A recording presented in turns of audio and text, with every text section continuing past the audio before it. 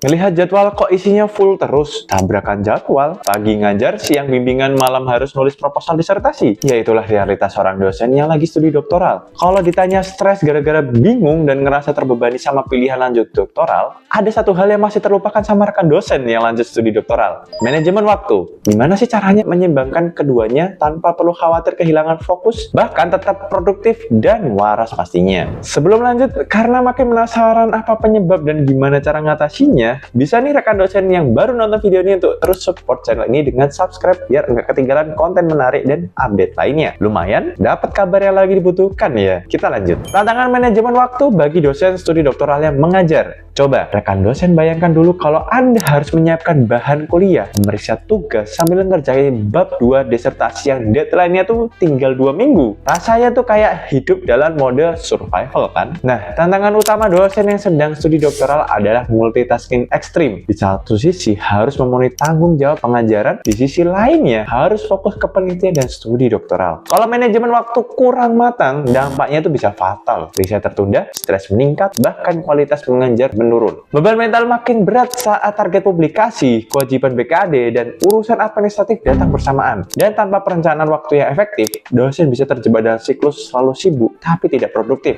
Makanya, sebelum membahas cara mengatur waktu, kita harus tahu dulu apa prinsip dasar dari manajemen waktu efektif itu sendiri. Prinsip dasar manajemen waktu efektif untuk dosen doktoral. Rekan dosen perlu reminder kalau manajemen waktu bukan soal punya waktu lebih banyak, tapi soal mengelola prioritas dengan cerdas. Gimana untuk prioritas rekan dosen yang sekarang? Prinsip utamanya adalah prioritas. Belajar membedakan mana yang penting dan mana yang mendesak. Misalnya, bukan semua email harus langsung dibalas, tapi semua deadline disertasi harus punya porsi waktu khusus di kalender Anda. Bisa banget rekan dosen gunain teknik yang bisa dibilang tuh cukup efektif ini dan sering digunakan oleh rekan dosen lainnya. Time blocking, yaitu membagi waktu harian berdasarkan blok aktivitas. Misalnya, 2 jam pagi untuk riset, 1 jam siang untuk evaluasi tugas mahasiswa. Pomodoro teknik, fokus 25 menit, istirahat 5 menit, biar otak tetap segar dan efektif. Dan yang nggak kalah penting, to-do list harian yang realistis, bukan sekedar daftar ambisius. Selain itu, penting juga punya jadwal rutin tapi fleksibel, karena dosen sering dihadapkan pada perubahan mendadak seperti rapat, revisi mendadak, atau kegiatan akademik tambahan. Nah, setelah tahu prinsip dasarnya, sekarang saatnya kita bahas gimana caranya menyimbangkan antara jadwal kuliah, riset, dan mengajar tanpa saling tumpang tindih. Strategi mengatur jadwal studi dan mengajar secara seimbang. Mungkin masih belum banyak rekan dosen yang tahu atau mungkin lupa soal kunci keseimbangan. Sebenarnya, kalau dibilang bekerja lebih keras tapi bekerja lebih terstruktur. Strateginya sederhana tapi powerful. Rancang kalender akademik yang realistis. Tentukan blok waktu khusus untuk kuliah,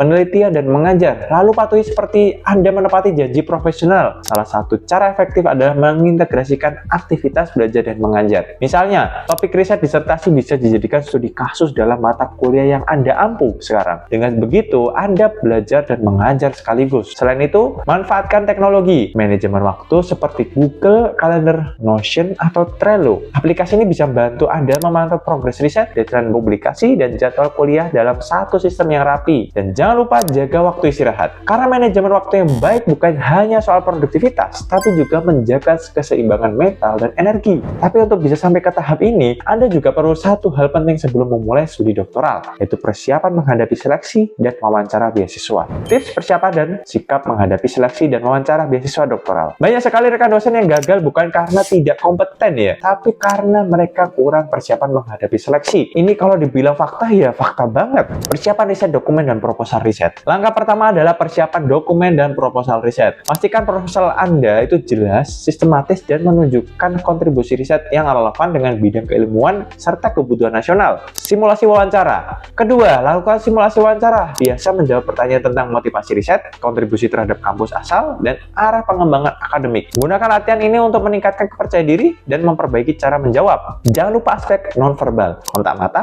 postur tubuh, dan senyuman profesional juga bagian dari komunikasi akademik. Serta latih mental manajemen. Hadapi wawancara dengan jujur, komunikatif, dan percaya diri. Karena pewawancara lebih menghargai konsistensi dan passion daripada jawabannya terdengar sempurna. Nah, ketika Anda sudah melewati semua tahap ini, ada satu hal penting yang jangan dilupakan. Perjalanan doktoral bukan sprint tapi maraton. Jadi rekan dosen, menjalani studi doktoral sambil tetap mengajar memang bukan hal yang mudah. Tapi dengan manajemen waktu yang cerdas dan strategi yang disiplin dan mental yang kuat, Anda bisa menuntaskan keduanya dengan sukses. Perlu diingat juga bahwa menjadi dosen doktoral bukan soal bertahan dalam tekanan, tapi soal tumbuh di tengah tantangan. Karena setiap halaman disertasi yang Anda tulis adalah investasi untuk masa depan ilmu pengetahuan di Indonesia. Kalau video ini bermanfaat, jangan lupa untuk klik subscribe, share ke rekan dosen lainnya, like dan komen di bawah ini apa yang perlu kita klik lagi seputar karir dan akademik dosen. Sampai jumpa di video selanjutnya.